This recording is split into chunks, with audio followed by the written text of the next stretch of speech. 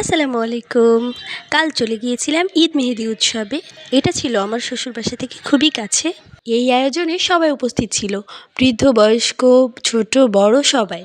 বিকেল 4টায় আমার পিচ্চিকে সাথে নিয়ে চলে গেলাম মেহেদি উৎসবে। তাদের ডেকোরেশনটা পার্সোনালি আমার খুবই ভালো লেগেছে, আর লাইটিংটাও মাশাআল্লাহ। ফ্রিতে মেহেদি দেওয়া হচ্ছিল সবাইকে। আমিও 5-6 জনকে মেহেদি দিয়ে দিয়েছি, যার জন্য আমার হাতে মেহেদি দেওয়ার সময় পাইনি। 2 দিন ব্যাপী ঈদ মেহেদি উৎসব মনে করিয়ে দেয় আমাদের সংস্কৃতিকে, আমাদের ইসলামিক সৌন্দর্যকে। এত সুন্দর সুশৃঙ্খলভাবে এর আগে কখনো মেহেদি উৎসব আমি দেখিনি। শুধুমাত্র মেয়েদের জন্য ছিল, যার জন্য এখানে কোনো অসুবিধা হয়নি।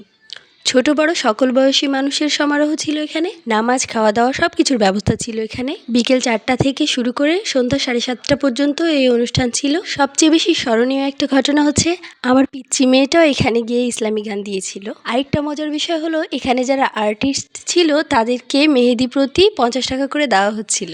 যদিও ফ্রিতে মেহেদি দেওয়া হচ্ছিল, তবুও অনেকে খুশি হয়ে এই টাকাগুলো দিচ্ছিল। যাই হোক, ঈদকে আরও প্রাণবন্ত আর সুন্দর উৎসব মুখর করার জন্য এরকম আয়োজন করা উচিত। সুস্থ সংস্কৃতির চর্চা হলে অপসংস্কৃতিগুলো দূরে সরে যাবে। এখানে এক কর্নারে জাস্টিস ফর হাদির ব্যানার ছিল। সব মিলিয়ে সময়টা সবাই উপভোগ করেছে। ইফতারির পর নামাজ শেষে আমরা বাসার দিকে রওনা দিয়েছিলাম। বাচ্চার জন্য সব ফুটেজগুলো আমি ধারণ করতে পারিনি। আজ এই পর্যন্তই। আল্লাহ হাফেজ।